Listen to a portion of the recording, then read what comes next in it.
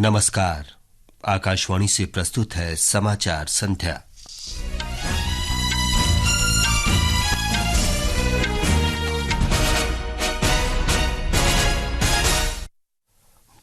भारत और अमेरिका ने बहुपक्षीय क्षेत्र में सहयोग बढ़ाने की प्रतिबद्धता दोहराई।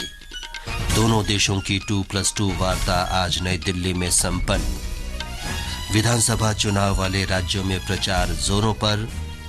बिहार विधानमंडल ने अनुसूचित जाति, जनजाति और पिछड़े वर्गों के लिए आरक्षण कोटा 50 से बढ़ाकर 65% करने संबंधी विधेयक सर्वसम्मति से पारित किया।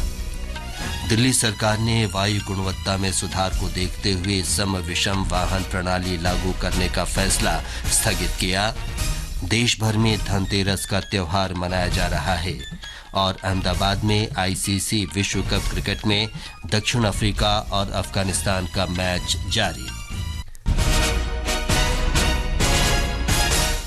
समाचार संध्या के साथ मैं विमलेंदु पांडे। भारत और अमेरिका के रक्षा और विदेश मंत्रियों का 2+2 संवाद आज नई दिल्ली में सफलतापूर्वक संपन्न हो गया। दोनों देशों ने रक्षा और सुरक्षा संबंध, अंतरिक्ष प्रौद्योगिकी, लॉजिस्टिक सहयोग और आम जनता के आपसी संपर्क समेत विभिन्न मुद्दों पर विस्तृत विचार विमर्श किया। दोनों देशों के नेताओं ने हिंद प्रशांत, पश्चिम एशिया, दक्षिण एशिया और यूक्रेन संघर्ष पर अपने विचारों का आदान प्रदान किया। रक्षा मंत्री राजनाथ सिंह और विदेश मंत्री डॉ सुब्रमण्यम जयशंकर ने अमेरिकी रक्षा मंत्री लॉयड ऑस्टिन और विदेश मंत्री एंटनी ब्लिंकन के साथ 2+2 मंत्री स्तरीय संवाद की सह अध्यक्षता की।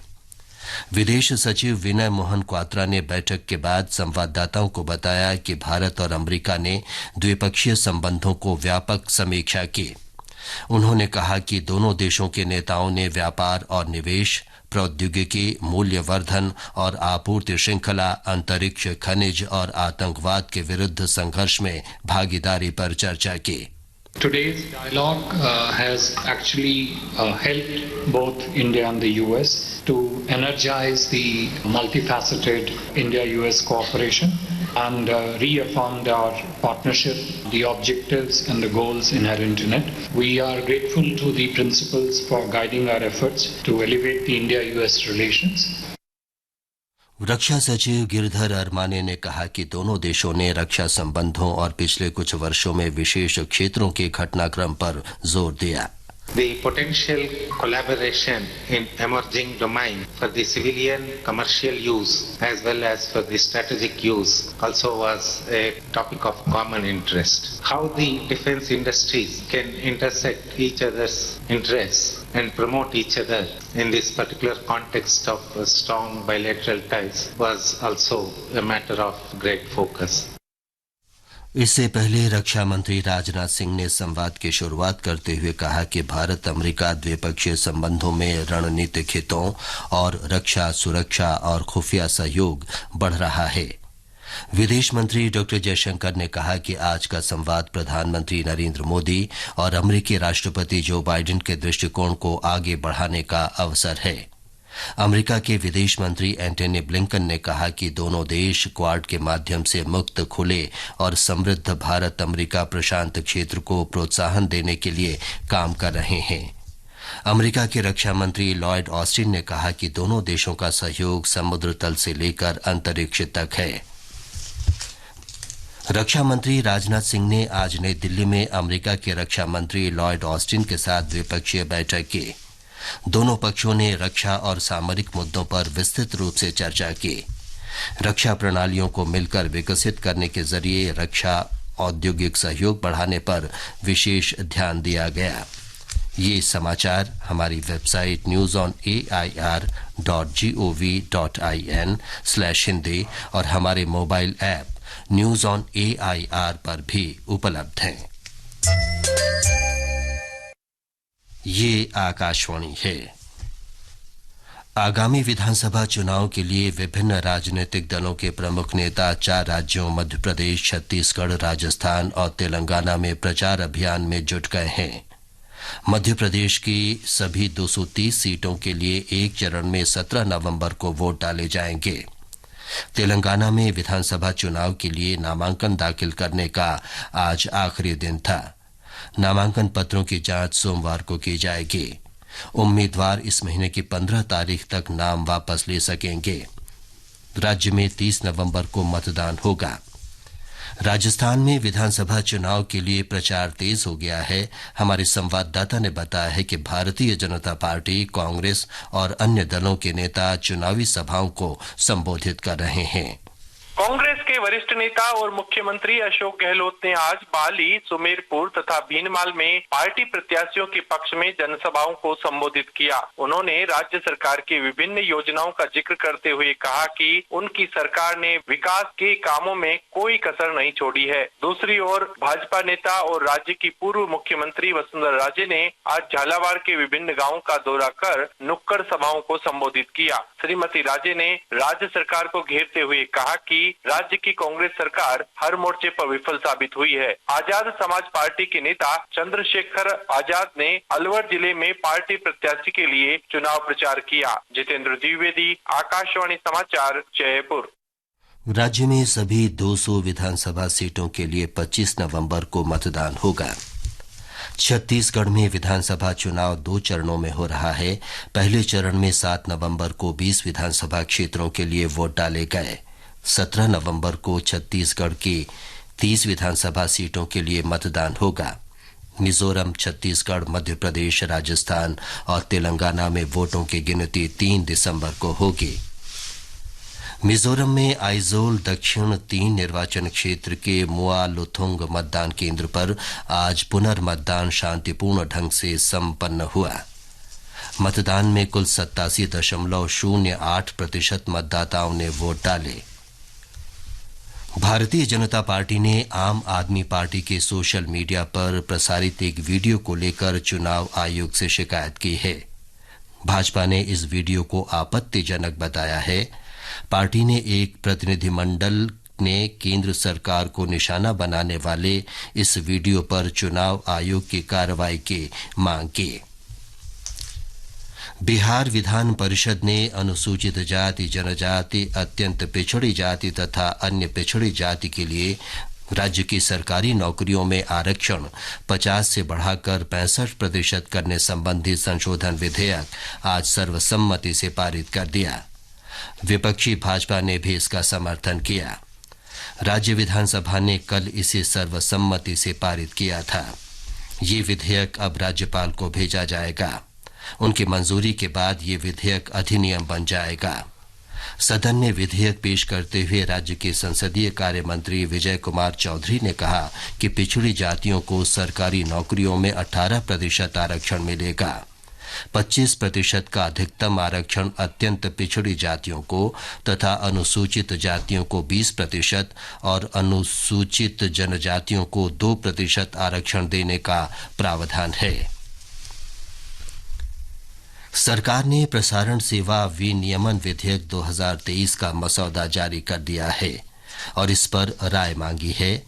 मसौदा विधेयक में प्रसारण सेवाओं को विनियमित करने संबंधी प्रावधान है। ये मौजूदा केबल टेलीविजन नेटवर्क विनियमन अधिनियम 1995 तथा देश में प्रसारण क्षेत्र में लागू अन्य नीतिगत दिशा निर्देशों का स्थान लेगा। सूचना और प्रसारण सचिव अपूर्व चंद्रा ने आज नई दिल्ली में बताया कि प्रसारण क्षेत्र में फिलहाल कई अधिनियम लागू हैं। इन सभी अधिनियमों को अब एक साथ लाया जाएगा। The purpose of this bill is that today the broadcasting sector is governed by various acts like the Cable Television Network Act of 1985, which is almost 40 years old, the Wireless Act of 1885, which is a colonial act, then the IT Act. So all these will get subsumed into one particular act. There will be a common regulatory regime. So these many changes have been suggested, and we expect that we'll receive a lot of comments from the stakeholders to make the bill better. केंद्रीय गृह और सहकारिता मंत्री अमित शाह ने कहा है कि जब तक भारत तिब्बत सीमा पुलिस और सेना के जवान सीमा पर तैनात हैं, देश की 1 इंच भूमि पर भी कब्जा नहीं कर सकता। श्री शाह आज देहरादून में आईटीबीपी के स्थापना दिवस समारोह को संबोधित कर रहे थे। आपके त्याग, आपके बलिदान, आपके साहस और आपके शौर्य के सम्मान 130 करोड़ भारतीय बहुत मन से करते हैं, दिल से करते हैं। दीपावली जैसे त्योहार हो या पूरा वर्ष, वो चैन की नींद इसलिए सो सकते हैं कि आपके जीवन के स्वर्णिम वर्ष, युवावस्था के वर्ष आपने सरहद पर देश की सुरक्षा के लिए निकाले हैं। श्री शाह ने देश की सुरक्षा के लिए सीमावर्ती क्षेत्रों के विकास पर बल दिया। सूचना और प्रसारण राज्य मंत्री डॉक्टर एल मुरुगन ने आज चेन्नई में नए सूचना भवन का उद्घाटन किया। इस परिसर में पत्र सूचना कार्यालय, केंद्रीय संचार ब्यूरो, भारत के समाचार पत्रों के रजिस्ट्रार का कार्यालय और प्रकाशन विभाग के साथ साथ प्रसार भारती के अपर महानिदेशक इंजीनियरिंग कार्यालय भी होंगे। दिल्ली सरकार ने इस महीने की 13 तारीख से लागू होने वाली वाहनों की सम विषम योजना को स्थगित कर दिया है। राष्ट्रीय राजधानी दिल्ली में वायु गुणवत्ता में सुधार को देखते हुए ये निर्णय किया गया है। दिल्ली के पर्यावरण मंत्री गोपाल राय ने मीडिया को जानकारी देते हुए कहा कि शहर में प्रदूषण के स्तर में सुधार देखा जा रहा है, इसलिए सम विषम योजना लागू करने का फैसला स्थगित कर दिया गया है। उन्होंने कहा कि दीपावली के बाद फिर से स्थिति की समीक्षा की जाएगी। ये समाचार आकाशवाणी से प्रसारित किए जा रहे हैं। ताज़ा समाचार जानने के लिए आप हमारे Twitter handle @AIR News Hindi को फॉलो कर सकते हैं। समाचार संध्या में आपका फिर स्वागत है। आज धनतेरस है। इसे धन त्रयोदशी और धनवंतरी जयंती के रूप में भी जाना जाता है। प्रधानमंत्री नरेंद्र मोदी ने लोगों को धनतेरस की शुभकामनाएं दी हैं। एक सोशल मीडिया पोस्ट में श्री मोदी ने कहा कि धनतेरस का पर्व स्वास्थ्य, खुशहाली और समृद्धि का प्रतीक है। उन्होंने भगवान धनवंतरी की कृपा से सबके लिए सुख, स्वास्थ्य और समृद्धि की कामना की। आज आयुर्वेद दिवस है। इस अवसर पर प्रधानमंत्री नरेंद्र मोदी ने कहा कि ये उन नव प्रवर्तकों और चिकित्सकों को सलाम करने का अवसर है जो प्राचीन ज्ञान को आधुनिकता के साथ जोड़ रहे हैं और आयुर्वेद को विश्व स्तर पर नई ऊंचाइयों पर ले जा रहे हैं। केंद्रीय आयुष मंत्री सर्बानंद सोनोवाल ने कहा है कि आयुर्वेद औषधियां हजारों साल से पुरातन संस्कृति का हिस्सा हैं और अब भी समाज, शिक्षा, सेवा और भारतीय जीवन शैली में मौजूद हैं। श्री सोनोवाल हरियाणा के पंचकुला में 8वें आयुर्वेद दिवस समारोह को संबोधित कर रहे थे। सूक्ष्म, लघु और मध्यम उद्यम क्षेत्र ने 15 करोड़ से अधिक रोजगार के अवसर उपलब्ध कराकर एक बड़ी उपलब्धि हासिल की है। केंद्रीय सूक्ष्म, लघु और मध्यम उद्यम मंत्री नारायण राणे ने एक सोशल मीडिया पोस्ट में ये जानकारी दी। उन्होंने कहा कि ये उपलब्धि 3 करोड़ से अधिक छोटे उद्योगों का पंजीकरण उद्यम पोर्टल पर करके हासिल की गई है। आईसीसी क्रिकेट विश्व कप में अफगानिस्तान के साथ खेलते हुए जीत के लिए 245 रन के लक्ष्य के जवाब में दक्षिण अफ्रीका ने ताज़ा समाचार मिलने तक 35 ओवर में 4 विकेट पर 175 रन बना लिए थे। इससे पहले आज अहमदाबाद के नरेंद्र मोदी स्टेडियम में टॉस जीतकर पहले बल्लेबाजी करते हुए अफगानिस्तान की पूरी टीम निर्धारित 50 ओवर में 244 रन ही बना सकी। विश्व कप में कल पुणे में ऑस्ट्रेलिया का मुकाबला बांग्लादेश से और कोलकाता के ईडन गार्डन्स में इंग्लैंड का मुकाबला पाकिस्तान से होगा। अंत में मुख्य समाचार एक बार फिर। भारत और अमेरिका ने बहुपक्षीय क्षेत्र में सहयोग बढ़ाने की प्रतिबद्धता दोहराई। दोनों देशों की 2+2 वार्ता आज नई दिल्ली में संपन्न। विधानसभा चुनाव वाले राज्यों में प्रचार जोरों पर। बिहार विधानमंडल ने अनुसूचित जाति, जनजाति और पिछड़े वर्गों के लिए आरक्षण कोटा 50 से बढ़ाकर 65% करने संबंधी विधेयक सर्वसम्मति से पारित किया। दिल्ली सरकार ने वायु गुणवत्ता में सुधार को देखते हुए सम विषम वाहन प्रणाली लागू करने का फैसला स्थगित किया और देश भर में धनतेरस का त्योहार मनाया जा रहा है। इसके साथ ही समाचार संध्या का ये अंक समाप्त हुआ। नमस्कार।